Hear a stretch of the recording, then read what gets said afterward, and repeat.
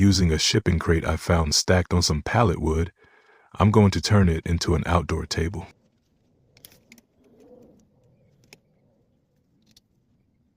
I'm measuring for pilot holes to use my countersink drill bit in to attach 4x4 legs. The shipping crate is not square, and I must adjust for the differences.